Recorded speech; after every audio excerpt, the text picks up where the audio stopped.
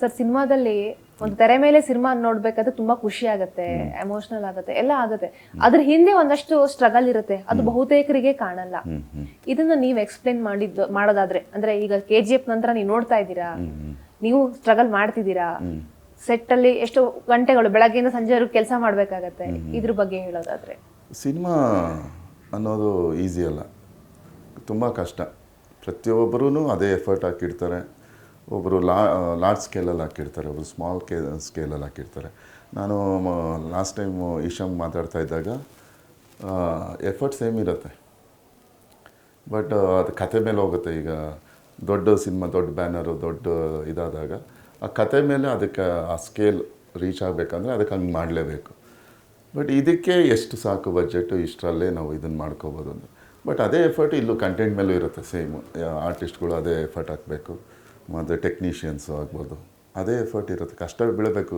ಕಷ್ಟ ಇಲ್ಲ ಅಂದ್ರೆ ಸಿನಿಮಾಲಿರೋ ಕಷ್ಟ ನಿಮಗೆ ಸಕ್ಸಸ್ ಬಂದಮೇಲೆ ಗೊತ್ತಾಗುತ್ತೆ. ಬಟ್ ಎಲ್ಲದರಲ್ಲೂ ಕಷ್ಟ ಇದೆ, ಈಸಿ ಅಂತೂ ಯಾವುದೂ ಇಲ್ಲ. ಇಷ್ಟು ವರ್ಷಗಳ ಕಾಲ ನೀವು ಕಲ್ತಿರೋ ಪಾಠ ಏನು ಸರ್?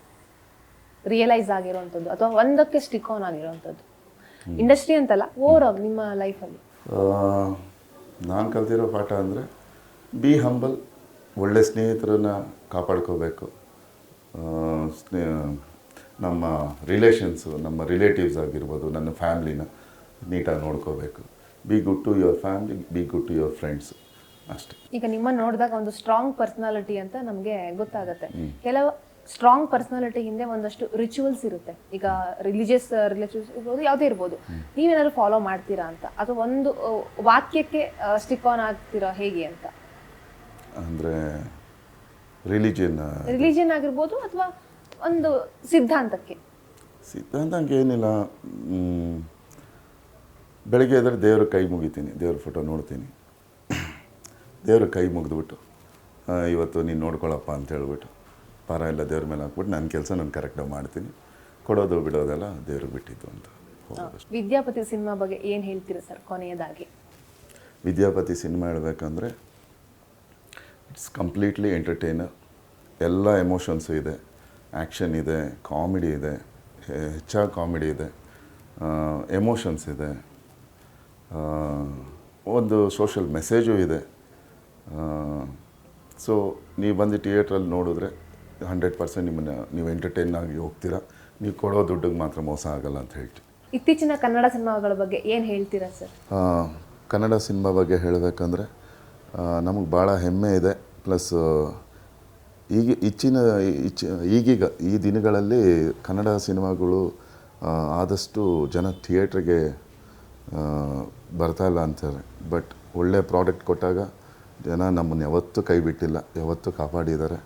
ಈ ಸಿನಿಮಾ ಎಸ್ಪೆಷಲಿ ನಮ್ಮ ಕನ್ನಡ ಸಿನಿಮಾ, ದಯವಿಟ್ಟು ಪ್ರತಿಯೊಬ್ಬರು ಜವಾಬ್ದಾರಿ, ಕನ್ನಡಿಗರಾಗಿ ಕನ್ನಡ ಸಿನಿಮಾನ ಕಾಪಾಡೋದು ನಮ್ಮ ಜವಾಬ್ದಾರಿ, ನಿಮ್ಮೆಲ್ಲರ ಜವಾಬ್ದಾರಿ.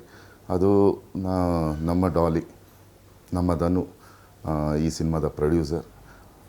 ಸಿನಿಮಾಯಿಂದ ಮೇಲೆ ಬಂದು ಸಿನಿಮಾನೇ ಮಾಡ್ತಾಯಿದ್ದಾರೆ, ಅದೊಂದು ಹೆಮ್ಮೆಯ ವಿಷಯ.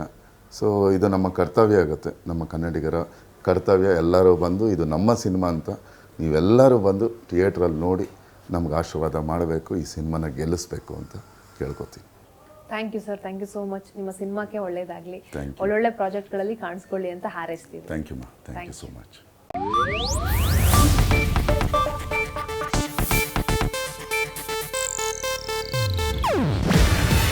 ಇದು ಏಷ್ಯಾನೆಟ್ ನ್ಯೂಸ್ ನೆಟ್ವರ್ಕ್ ಪ್ರಸ್ತುತಿ.